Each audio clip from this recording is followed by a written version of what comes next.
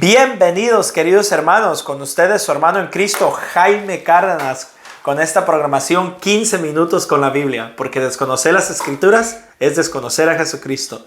Pues vamos a continuar esta vez con el capítulo 17 del libro del Éxodo, pero primero nuestra oración. En el nombre del Padre, del Hijo y del Espíritu Santo. Amén. Amado Señor Jesucristo, te queremos dar las gracias por todo lo que provees.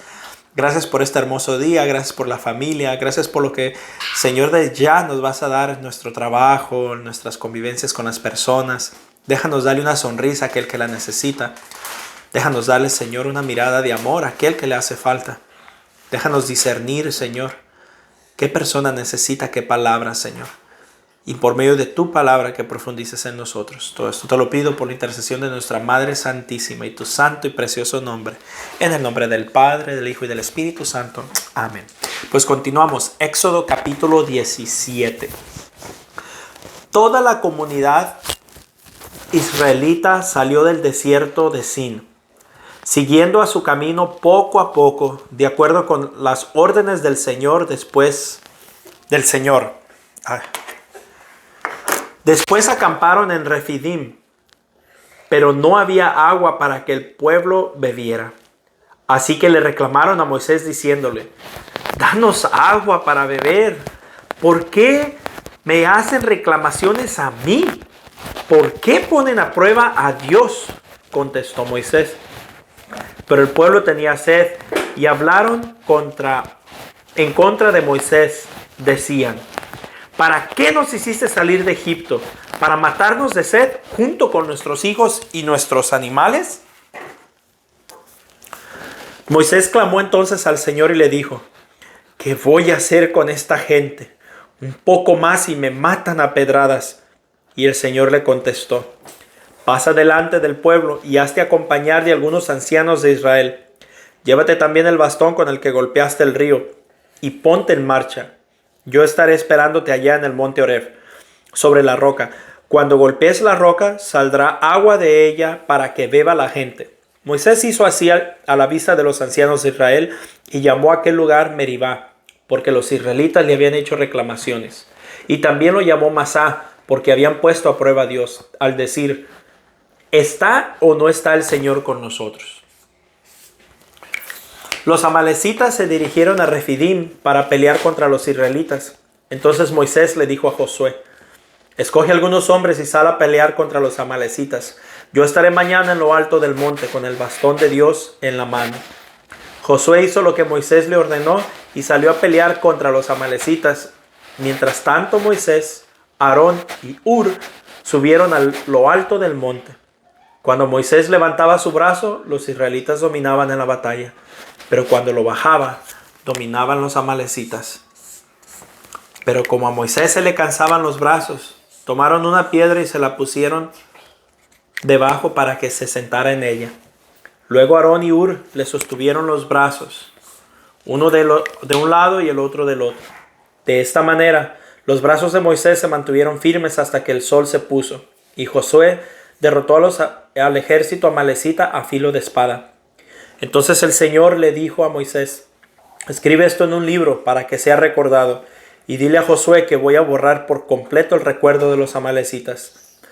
Moisés hizo un altar al que puso por nombre: el Señor es mi bandera, y dijo: la bandera del Señor en la mano. El Señor está en guerra con Amalec de una generación a otra. Éxodo capítulo 18. Jetro, el sacerdote de Madián y suegro de Moisés, supo todo lo que Dios había hecho por Moisés y por su pueblo Israel, y supo también que el Señor lo había sacado de Egipto. Moisés había despedido a su esposa Séfora, y Jetro la había recibido a ella y a sus 2 hijos. Uno de estos se llamaba Gersón, porque Moisés había dicho: he sido un extranjero en esta tierra. Y el otro se llamaba Eliezer, porque había dicho: el Dios de mi padre vino a mi ayuda y me salvó de la espada del faraón.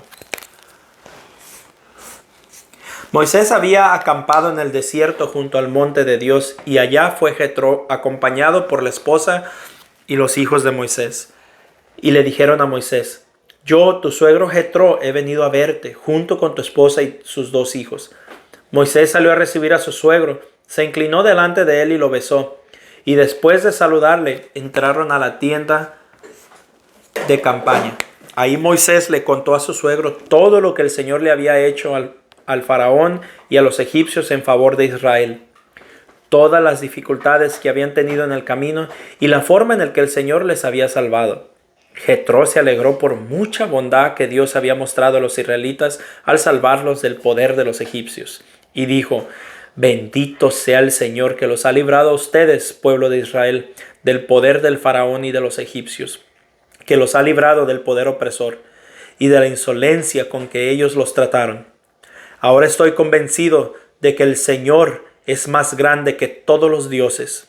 Jethro tomó un animal para quemarlo en honor a Dios y también otras ofrendas. Luego Aarón y todos los ancianos de Israel fueron a comer con el suegro de Moisés, en presencia de Dios. Al día siguiente, Moisés se sentó para resolver los pleitos de los israelitas, los cuales acudían a él desde la mañana hasta la tarde. Al ver el trabajo que Moisés se tomaba, su suegro dijo: ¿por qué te tomas todo ese trabajo? La gente acude a ti desde la mañana hasta la tarde. ¿Por qué te dedicas a atenderlos tú solo? Y Moisés le contestó: es que el pueblo viene a verme para consultar a Dios. Cuando tienen dificultades entre ellos, vienen a verme para que yo decida quién es el que tiene la razón. Entonces yo les hago saber las leyes y enseñanzas de Dios. Pero su suegro Jethro le advirtió: no está bien lo que haces, pues te cansas tú y se cansa la gente la gente que está contigo. La tarea sobrepasa tus fuerzas y tú solo no vas a poder realizarla. Escucha bien el consejo que te voy a dar y que Dios te ayude. Tú debes presentarte ante Dios en el lugar del pueblo y presentarle a esos problemas. A ellos, instrúyelos en las leyes y enseñanzas y hazles saber cómo deben de vivir y qué deben de hacer.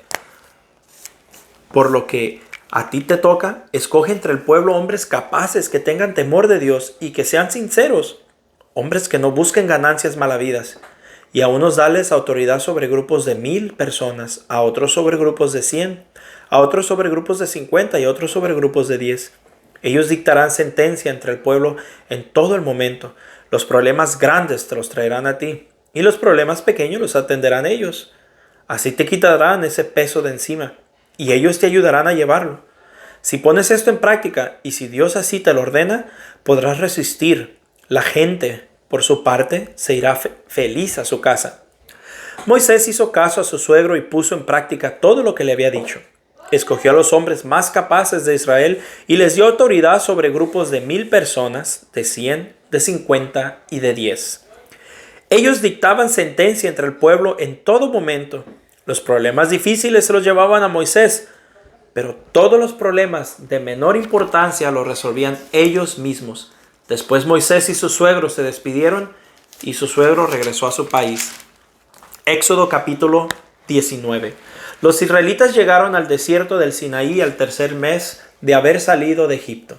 Después de salir de Refidín, llegaron al desierto de Sinaí y acamparon ahí frente al monte.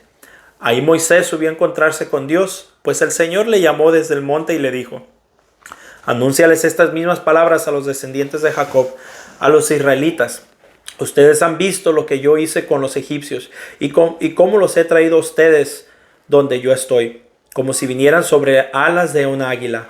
Así, si ustedes me obedecen en todo y cumplen mi alianza, serán mi pueblo preferido entre todos los pueblos, pues toda la tierra me pertenece. Ustedes serán un reino de sacerdotes, un pueblo consagrado a mí. Diles todo esto a los israelitas. Moisés se fue y llamó a los ancianos del pueblo y les expuso todo lo que el Señor había ordenado. Entonces los israelitas contestaron a una voz: haremos todo lo que el Señor ha ordenado. Moisés llevó entonces al Señor la respuesta del pueblo y el Señor le dijo: mira, voy a presentarme ante ti en medio de una nube espesa, para que la gente me oiga hablar contigo y así tengan siempre confianza en ti. Moisés le repitió al Señor la respuesta del pueblo y el Señor le dijo: ve y prepara al pueblo hoy y mañana para que me rinda culto. Deben lavarse la ropa y prepararse para pasado mañana, porque pasado mañana bajaré yo, el Señor, al monte Sinaí, a la vista de todo el pueblo. Pon límites alrededor del monte para que la gente no pase, y diles que respeten el monte y que no suban a él ni se acerquen a sus alrededores, porque todo el que se acerque deberá ser condenado a muerte. Pero nadie debe ponerle la mano encima, sino que tendrán que matarlo a pedradas o a flechazos. No importa si es un hombre o un animal, no se le deberá dejar con vida. La gente podrá subir al monte solo cuando se oiga el toque del cuerno de carnero. Moisés bajó al monte a preparar al pueblo para que rindiera culto a Dios. La gente se lavó la ropa y Moisés les dijo: prepárense para pasado mañana, y mientras tanto no tengan relaciones sexuales. Al amanecer del tercer día hubo relámpagos y truenos, y una espesa nube se posó sobre el monte. Un fuerte sonido de trompeta hizo que todo el campamento temblara de miedo. Entonces Moisés llevó al pueblo fuera del campamento para encontrarse con Dios, y se detuvieron al pie del monte. Todo el monte Sinaí echaba humo, debido a que el Señor había bajado a él en medio del fuego. El humo subía como el horno, y todo el monte temblaba violentamente. El sonido de las trompetas fue haciéndose cada vez más fuerte. Moisés hablaba y Dios le contestaba con voz de trueno. El Señor bajó a la parte más alta del monte Sinaí y le pidió a Moisés que subiera a ese mismo lugar. Moisés subió y el Señor le dijo: baja y adviértele a la gente que no pase el límite ni trate de verme, no sea que muchos de ellos caigan muertos. Aun los sacerdotes que puedan acercarse a mí deberán purificarse, no sea que yo haga destrozos entre ellos. Moisés le contestó al Señor: el pueblo no se atreverá a subir en este monte Sinaí, pues tú nos ordenaste ponerle un límite y declararlo sagrado. Pero el Señor le dijo: anda, baja, después subirás con Aarón. Pero los sacerdotes y el pueblo no deben pasar el límite para subir donde yo estoy, no sea que yo haga destrozos entre ellos. Moisés bajó y repitió esto a los israelitas. Palabra de Dios. Te alabamos, Señor. Pues vemos la grandeza del Señor en este momento. Vemos cómo el Señor se manifiesta. Pero la parte que me gustaría es meditar es en donde dice: ¿el Señor está con nosotros o no? Es muy fácil cuestionarnos esto cuando las cosas están difíciles. ¿El Señor de verdad está con nosotros? Pero la pregunta es que nos deberíamos de hacer, que muchas veces lo olvidamos. Nosotros hemos estado con el Señor cuando las cosas no iban tan mal. O incluso cuando me cegaba a ver que las cosas iban mal. ¿Acaso yo estaba en el Señor? A veces queremos muy prontamente que el Señor esté con nosotros en los momentos de dificultad. Pero cuando no estaban, ¿dónde estábamos nosotros? ¿Cuál era mi actitud? ¿Cuál era mi actitud? Esa sería la primera meditación. La otra me encanta del poder de la intercesión. Cuando Moisés levantaba los brazos, los israelitas dominaban. Pero cuando Moisés bajaba los brazos, los amalecitas, no me acordaba si eran ellos o no, los amalecitas iban ganando. Pero llega un momento donde se cansa Moisés, y en ese momento necesita de Aarón y de Hur que le ayuden. Le traen una piedra para que se siente y le sostienen las manos. A veces, mis hermanos, la vida es dura, la vida es cansada, la vida es violenta, en la vida no tiene misericordia, la vida tiene justicia, y a veces nos cansa. Y como nos cansa, necesitamos de nuestros hermanos que nos ayuden a orar. Yo se los he dicho antes, que en los momentos más difíciles de mi vida tuve a las personas que me ayudaron, a las personas que me apoyaron, a las personas que estuvieron conmigo cuando más los necesitaba. Por ejemplo, ahorita esta niña, miren, iba allá atrás sentada viéndome, se cayó y ocupó apoyo. Y ojalá así podamos ser nosotros con el Señor. Que en el momento cuando el alma duele, en el momento cuando todo se encuentra tirado, tengamos primero que nada un brazo humano que nos abrace y nos acoja, pero sobre todo a Dios, y sepamos que podemos ir con Dios, y que en los brazos de Dios, así como una niña en el brazo de su padre siente consuelo, así sintamos nosotros con el Padre de los padres, el que nos ama eternamente y nos conoce con gran amor.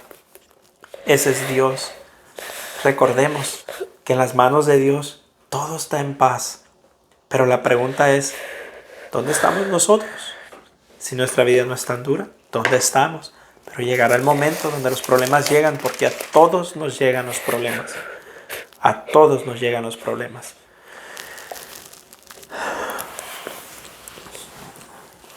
Y la otra parte me gusta donde le dice Jetro a Moisés, le dice, es que el pueblo, pero Moisés le dice, es que el pueblo viene a verme para consultar a Dios. Cuando tienen dificultades entre ellos, vienen a verme.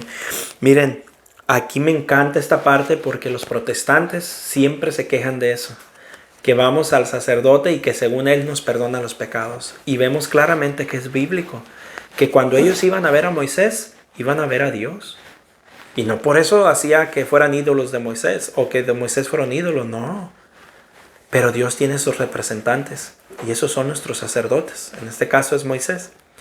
Pero también Jetro le dice un buen consejo a Moisés. Instrúyelos en las leyes y enseñanzas. Hazles saber cómo deben de vivir y qué deben hacer. El problema aquí está, hermano, ahorita con nuestra fe católica. Hay mucho católico de nombre nomás. No están instruidos. No les gusta instruirse. Son perezosos para formarse. ¿Cuántas maneras hay hoy en estos días de formarnos y la gente no le interesa? Miren, hasta esta formación que se está dando es simple. Yo no soy teólogo, yo no tengo grandeza, yo no soy sacerdote, no soy clero.